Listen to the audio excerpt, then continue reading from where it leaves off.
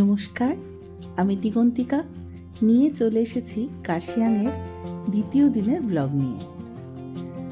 আগের ব্লগে দেখিয়েছি আমরা গতকালই এসে পৌঁছেছিলাম কার্শিয়াং, আর আজকে আমাদের হোমস্টেটা আরেকবার আপনাদের ভালো করে দেখিয়ে দিচ্ছি। আমাদের হোমস্টের নাম ছিল হিল 66। এটা আপার ডাউহিলে অবস্থিত। ভীষণ ভালো, খুবই ভালো এখানকার সমস্ত কিছু। আপনারা চাইলে অবশ্যই এখানে আসতে পারেন, আর গুগল করলে বা ইউটিউব দেখে আপনি এর ডিটেলস পেয়েও যাবেন।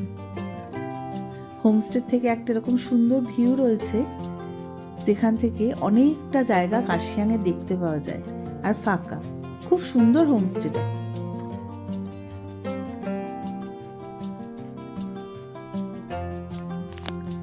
আজকে আমরা বেরোবো কিছু সাইট সিনের উদ্দেশ্যে। তার আগে হোমস্টেতে দেওয়া হয়েছে ব্রেকফাস্ট। আমরা নিয়েছিলাম গরম গরম রুটি, পুরি, সাথে সবজি।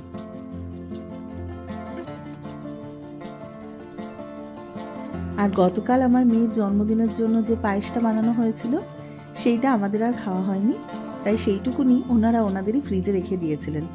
অবশ্যই ওনাদের নেওয়ার পরে যতটুকুনি ছিল আমাদের জন্য রেখে দিয়েছিলেন।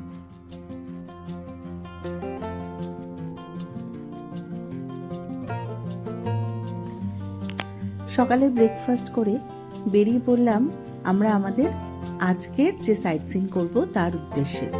আজকে আমরা মেইনলি যাব দার্জিলিং। দার্জিলিং যেতে যেতে যতটুকুনি যা সাইট সিন হয়, যেমন ধরুন বাতাসিয়া লুপ, একটা মনেস্ট্রি আছে, এই যে আমাদের বিখ্যাত ঘুম স্টেশন। ঘুম স্টেশন পেরোতেই আমরা পৌঁছে যাব এক বুদ্ধিস্ট মনেস্ট্রিতে। প্রথম আজকে আমরা সাইট সিন শুরু করব সেই বুদ্ধিস্ট মনেস্ট্রি দিয়ে। আপনারা আমাদের সঙ্গে থাকুন আর দেখতে থাকুন।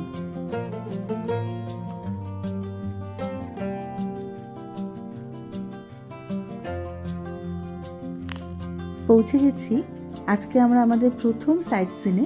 সেটা হচ্ছে দার্জিলিং যাওয়ার পথের একটা খুব সুন্দর ছোট্ট বুদ্ধিস্ট মনেস্ট্রি। মনেস্ট্রিটা খুব যে বিশাল বড় সেরকম কিছু নয়। দার্জিলিংয়ে আসার পথে এরকম এর চেয়ে অনেক বড় বড় মনেস্ট্রি আছে, কিন্তু খুব সুন্দর। মানে যাদের একটু পায়ের সমস্যাও আছে, সবসময় মনেস্ট্রিতে তারা উঠতে পারেন না, প্রচুর সিঁড়ি থাকে ওঠার জন্য, কিন্তু এইখানে আস্তে ধীরে নামলে যদি চেষ্টা করা হয় তাহলে ইজিলি পৌঁছাতে পারবে। সুন্দর খুব মনেস্ট্রিটা, ছোটোর ওপর বেশ ভালো লেগেছিল।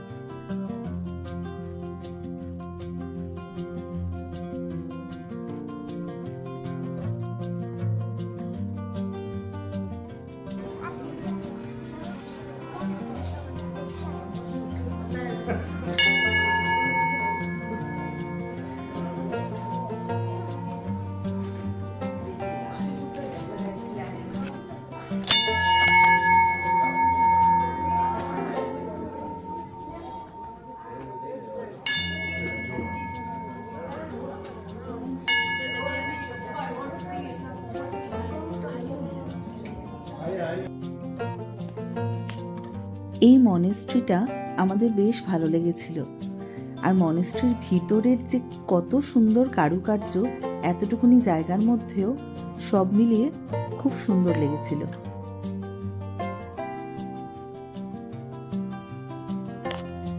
মনেস্ট্রি দেখার পর আমরা পৌঁছে গেছিলাম বাতাসিয়া লুপে।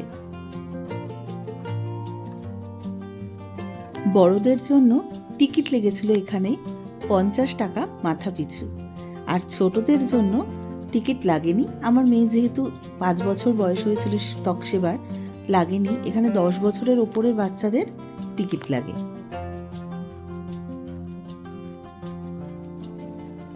এছাড়াও যদি আপনারা ড্রোন ওড়াতে চান বা মুভি ক্যামেরার ব্যবহার করতে চান, তাহলে অবশ্যই সেগুলো আলাদা করে চার্জেবল।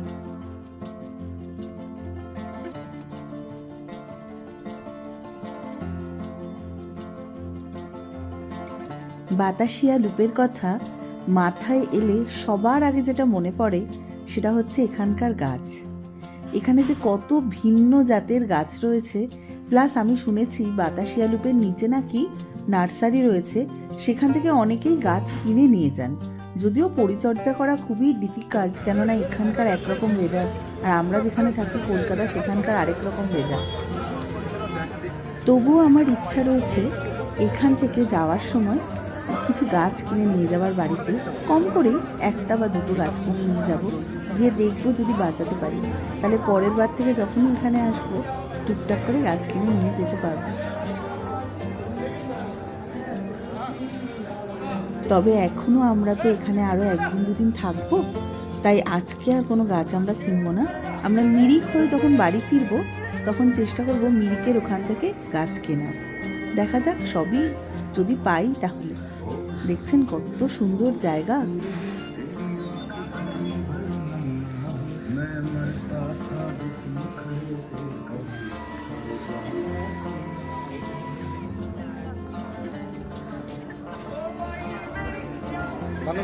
আমরা তো কার্শিয়াংয়ে এসেছিলাম অগাস্ট মাসে, মানে 16ই অগাস্ট আমার মেয়ের জন্মদিন উপলক্ষে আমরা এখানে এসেছিলাম কার্শিয়াংয়ে। কার্শিয়াং থেকে সাইট সিইং করেছিলাম আমরা দার্জিলিংয়ে। আজকে দার্জিলিংয়ে যাব, আমরা যাচ্ছি। তো এখনকার ওয়েদার হচ্ছে মারাত্মক সুন্দর। হ্যাঁ, তবে কাঞ্চনজঙ্ঘার দেখা আমরা পাইনি। একদিনের জন্য দার্জিলিং এসেছি, কাঞ্চনজঙ্ঘা সত্যিই দেখা আমরা পাইনি।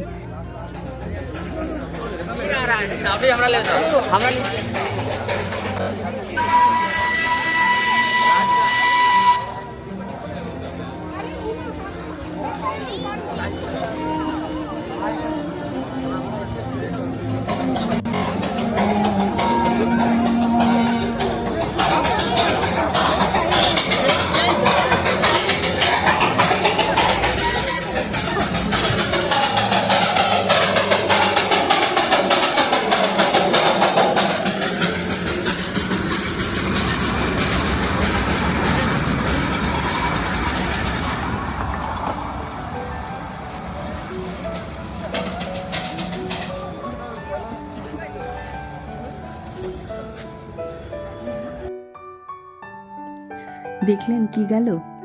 এই এক্সপিরিয়েন্সটা আমার জীবনে কখনো হয়নি। দার্জিলিংয়ে এসেছি ঠিকই আগে, কিন্তু টয় ট্রেন চড়া হয়নি। দেখি কোনো একবার এই টয় ট্রেনও চড়বো, আমার পুচকুটাকেও চড়ানো হয়ে যাবে, তাহলে একসাথে দুজন মিলে এই টয় ট্রেন চড়ার আমরা মজা আনন্দ অনুভব করব।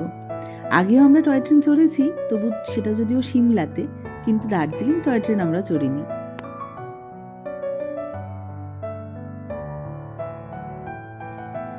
এখন আমরা পৌঁছে গেছি মামামের সবচেয়ে প্রিয় জায়গায়, সেটা হচ্ছে জু, দার্জিলিংয়ের জু। এই দার্জিলিংয়ের জু দেখার জন্য আজকে সকাল থেকে মাম্মাম উঠে বড্ড লাফালাফি করছে। যাই হোক, অবশেষে আমরা পৌঁছালাম দার্জিলিংয়ের চিড়িয়াখানাতে। আসুন দেখে নেওয়া যাক কি কি রয়েছে দার্জিলিংয়ের চিড়িয়াখানায়।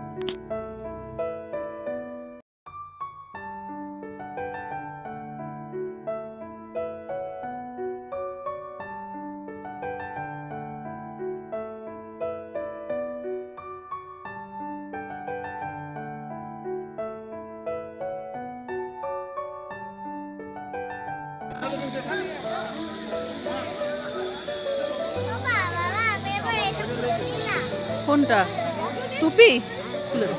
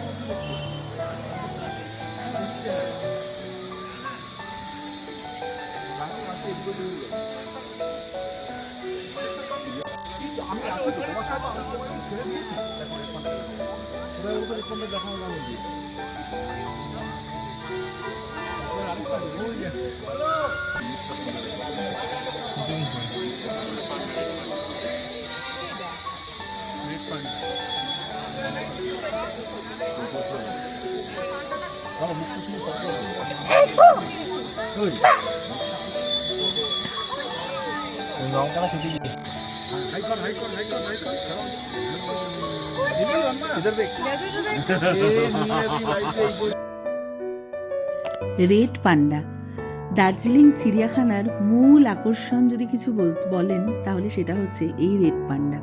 অন্য কোথাও কোনো চিড়িয়াখানায় আমি রেড পান্ডা দেখতে পাইনি, বড়ই দুর্লভ জিনিস। তো আমার মেয়ে ঠিক করেছিল একটা খাঁচা নিয়ে সেখান থেকে একটা রেড পান্ডা ধরে নিয়ে যাবে, আর আমরাও সেটাতে সম্পূর্ণ সহমত পোষণ করেছিলাম। কিন্তু পরে যা দেখা গেল বা বোঝা গেল সেটা হচ্ছে মোটেই সেই রেড পান্ডাটিকে নিয়ে যেতে রাজি হলো না। দেখে সে বলছে এটা দূর থেকেই ভালো মাম্মাম, ঘরে নিয়ে গিয়ে লাভ নেই।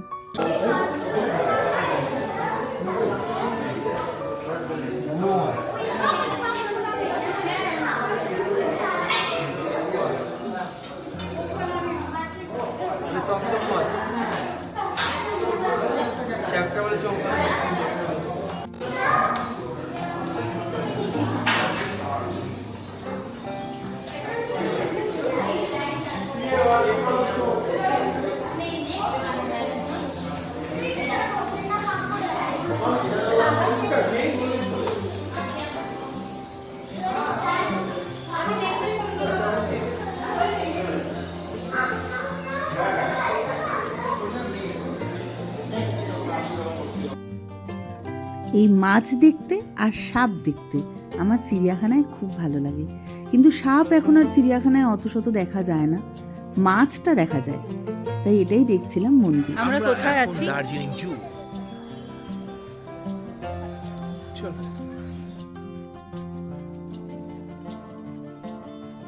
বেলাটা যত গড়াতে থাকে পাহাড়ে কুয়াশার ঢল তত নামতে থাকে। আমি পাহাড় বড্ড ভালোবাসি।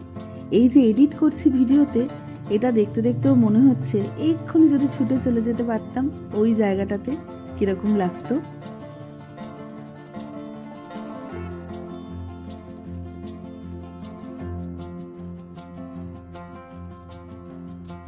এই পান্ডাটিকে বড্ড মনে ধরেছে বলে আরেকবার একটা ছোট্ট করে ভিডিও করে নিয়েছিলাম।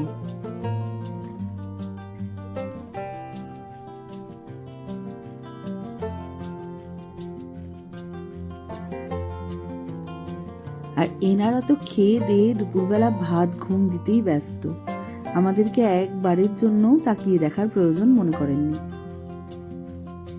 আর আমাদের দেখবেই বা কেন, আমাদের মতন শত সহস্র লোকদের এরা তো রোজ দেখে।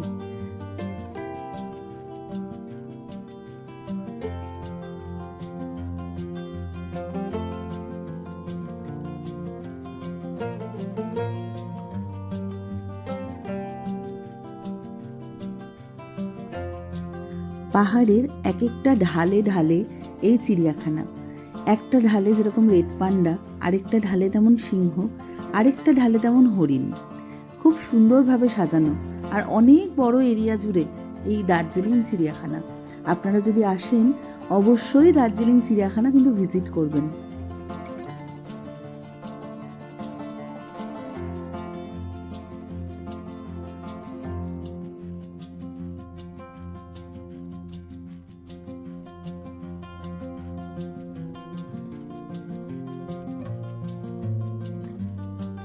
আর সব থেকে সুন্দর দার্জিলিংয়ের এই চিড়িয়াখানার মধ্যে মিউজিয়ামটা। এখানে দারুণ দারুণ জিনিস রয়েছে, কিন্তু ভিডিওগ্রাফি যেহেতু এলাও নয় তাই আমরা ভিতরের কিছু ভিডিও আপনাদের সাথে শেয়ার করতে পারছি না, কিন্তু খুব সুন্দর সুন্দর জিনিস রয়েছে ভিতরে। তোমার ফোনে ভিডিও করো। আমি আছি তো, আসবো আমি ধরে একদম তোমাকে তো আমার কাছে আসবে টেনশন করে আমি ধরে আছি বলে না এটা গাছ মাম্মা দেখ, নো লেপার্ড।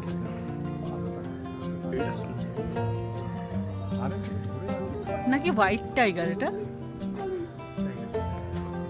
Siberian tiger. ওকে কেন কামড়ে দেবে? আমি তুই আমার কোলে আছি তাও কামড়ে দেবে? এটাই ডাকছিল না, এই ডাকছে না।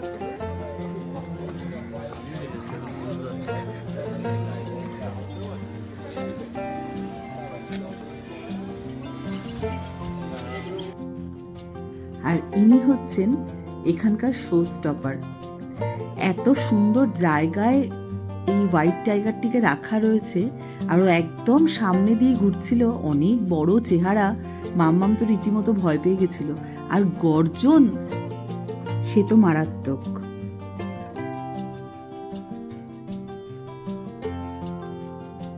চিড়িয়াখানা ঘুরতে আমাদের প্রায় অনেকটা সময় লেগে গেছিল। অনেক সকালে বেরিয়েছিলাম আমরা, 8টা 8:30 নাগাদ বেরিয়ে গেছিলাম সাইট সিইংয়ের জন্য। এখন আমরা চলে এসেছি পিস পাগোডায়। আমরা কিন্তু দুপুরের লাঞ্চ এখনো করিনি। পিস পাগোডা জায়গাটা খুব সুন্দর, সত্যি এখানে শান্তির নিবাস। এত সুন্দর জায়গা, মনে হবে সারাদিন এখানে বসে থাকলেও আমাদের টাইম কাটবে না।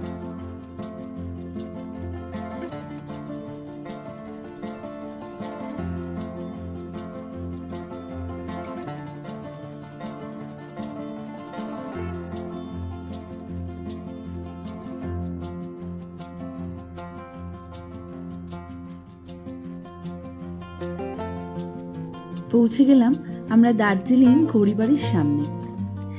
ঘড়িবাড়ির সামনে থেকেই মেলের রাস্তাটা একদম সোজা। সুতরাং ঘড়িবাড়ির সামনে যদি আপনারা নামেন তাহলে একদম সোজা রাস্তায় হেঁটে আপনারা দার্জিলিং মেলে চলে যেতে পারবেন।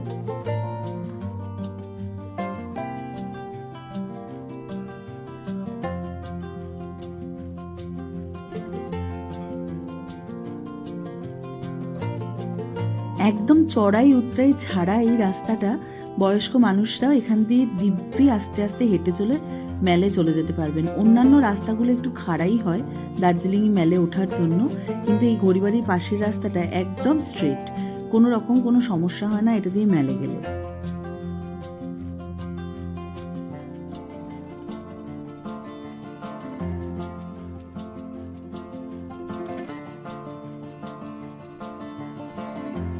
আর এই হলো ওয়ান অ্যান্ড অনলি আমার প্রিয়, আপনাদের সবার প্রিয় দার্জিলিং মেল। বহু পরিচিত, বহু জনের ভিডিওতে দেখা এই মেলের জায়গাটি অত্যন্ত সুন্দর। আমি কিভাবে ভাষায় প্রকাশ করবো আমি জানি না, কিন্তু দার্জিলিং মেল আমার খুব প্রিয়।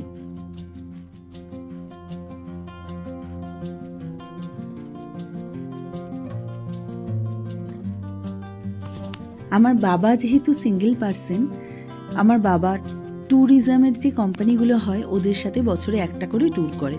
কিন্তু যেহেতু আমার বাবা ঘুরতে খুব ভালোবাসে, তাই 365 দিনের মধ্যে 15 দিন ঘুরলে কি আর হয়? সেই জন্য আমার বাবা একাই ট্যুর করে, জানেন তো। হয় দার্জিলিং, নয় পুরী। আগে পুরীর যে বেলাভূমি নিবাসের ভিডিওটা আমি আপনাদের সাথে শেয়ার করেছিলাম, তখনও কিন্তু আমার বাবা একাই গেছিল। হোটেল টোটেল যাবতীয় যা কিছু আমরা বুক করে দিই, সেরকমই আরেকটাই হচ্ছে এই দার্জিলিং। এই দার্জিলিংয়েও কিন্তু আমার বাবা একা একা চলে আসে। আমরা হোটেল বুক করে দিই, আমার বাবা দিব্যি এই মেলে 2-3 দিন সময় কাটিয়ে সাইট সিন সেরকম কিছুই করে না, কেননা বহুবার আমার বাবা দার্জিলিং এসছে। সুতরাং আলাদা করে আর সাইট সিনে যায় না, এই মেলেই টাইম স্পেন্ড করে। এখানকারই লোকজন মানুষদের সাথে কথাবার্তা বলেন, হোটেলে থাকেন, খান, একটু রেস্ট নেন, তারপর আবার বাড়ি চলে আসেন। তাই মনের খুব কাছের জায়গা এই দার্জিলিং। দার্জিলিং আর পুরী সত্যি বাঙালিদের দীপুদা। দীঘা, পুরী, দার্জিলিং। এখন আমরা হেঁটে যাচ্ছি হোটেল পাইন ব্রিজের পাশের যে রাস্তাটা ধরে ক্যাভেন্টার্সের উদ্দেশ্যে। তার আগে আমরা করব হচ্ছে লাঞ্চ। কিচ্ছু খাওয়া হয়নি, বেলা 3টের ওপর বেজে গেছে। কিছু অন্তত না খেলে এবার পেটের মধ্যে তো ছুঁচো দৌড়াদৌড়ি করছে, তো কিছু একটু খেয়ে নিতে হবে। দেখা যাক কোন ভালো রেস্টুরেন্ট এখানে পাওয়া যায়। আর ক্যাভেন্টার্সে তো যাব অবশ্যই, কিন্তু ইংলিশ ব্রেকফাস্ট করার মতন সময় এখন নয়। আর দার্জিলিংয়ের ওই ক্যাভেন্টার্সে গিয়ে এখন খেতেও ইচ্ছা করছে না, এখন জমিয়ে একটু ভাত খেতে ইচ্ছা করছে। দেখা যাক কোথায় একটু ভাত পাওয়া যায়। পেয়ে গেছিলাম আমরা একটা দারুণ হোটেল। সেখানে গিয়ে আমরা প্রচুর কিছু বাঙালি আইটেম অর্ডার করেছিলাম। খুব যে একটা ভালো তা কিন্তু নয়, কিন্তু ভালো। মানে মাছগুলো তো অবভিয়াসলি দার্জিলিংয়ে ফ্রেশ আপনারা পাবেন না, তাই সেরকম এক্সপেকটেশনসও আমাদের ছিল না। আমাদের জাস্ট একটু ভাত খেতে ইচ্ছা করছিল দুপুরবেলা, সেই জন্য ভাত, ডাল, আলু পোস্ত, 2 রকমের মাছ, মাটন এরকম টাইপের অর্ডার করেছিলাম। খাবার দাবার খুব একটা খারাপ লাগেনি। ক্যাভেন্টার্সের পাশেই এই বাঙালি রেস্টুরেন্টটি অবস্থিত। আপনারা ওখানে আরও অনেক বাঙালি রেস্টুরেন্ট পাবেন, তো সেখান থেকে আপনারা খেতে পারেন।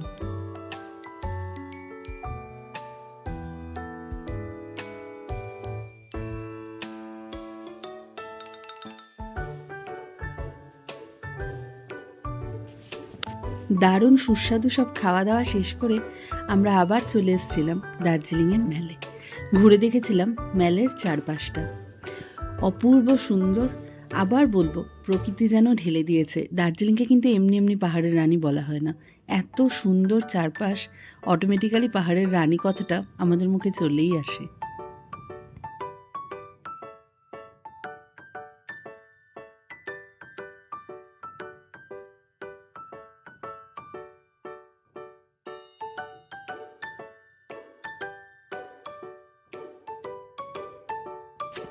আমি আগে যখন দার্জিলিংয়ে এসেছিলাম, মেলের এই পাশ দিয়ে কীরকম লাগে দেখতে সেটা দেখতে পাইনি কুয়াশার কারণে। আর এখন দেখেছেন কত সুন্দর ক্লিয়ার ওয়েদার, পুরো সুন্দরভাবে দেখা যাচ্ছে চারিপাশটা। যদিও আমরা কাঞ্চনজঙ্ঘার দেখা পেলাম না, ওই একটা আফসোস আমাদের সেইবারের ট্যুরে থেকেই গেছিল। তাও অসুবিধা নেই, কেননা প্রকৃতি আর সব রকমভাবে আমাদের ঢেলে দিয়েছে উপভোগ করার জন্য।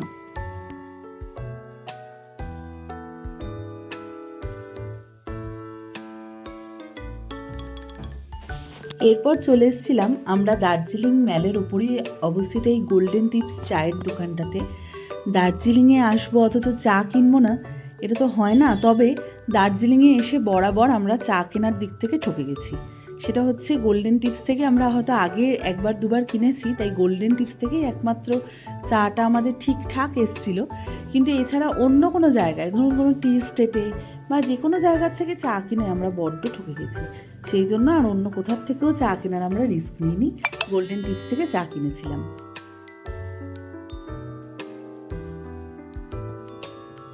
আরও একবার মেঘেদের সাথে করে ফিরে যাচ্ছি আমরা কার্শিয়াংয়ের পথে। আকাশটা বুঝি আমাদের দেখাবে বলেই এত সুন্দর করে সেজে উঠেছিল সেদিন। আমাদের পুরো ট্যুরটা জুড়েই এত সুন্দর ছিল আকাশ, মানে বলার কথা না। আপনাদের বলেছিলাম রাত্রিবেলা আমরা যেই রুমটায় থাকবো সেই রুমটাও আপনাদেরকে ভিডিও করে দেখাবো। এটা হচ্ছে হিল 66-এর টপ ফ্লোরের রুম। কিন্তু এই রুমের একটা প্রবলেম আছে, সেটা হচ্ছে রুমটা তো খুবই সুন্দর, সাথে অ্যাটাচ ব্যালকনি, ভিউও খুব সুন্দর। কিন্তু ব্যাপার যেটা হচ্ছে সেটা হচ্ছে অ্যাটাচ টয়লেট নয়, প্রাইভেট টয়লেট রয়েছে কিন্তু ঘরের বাইরে। মানে আপনারা ইউজ করবেন, আপনাদের কাছেই তালা চাবি থাকবে, কিন্তু ব্যাপারটা অ্যাটাচ নয়। তাই যদি সাথে বাচ্চা থাকে বা বয়স্ক মানুষ থাকে তাহলে কিন্তু অবশ্যই বুঝে শুনে বুক করবেন।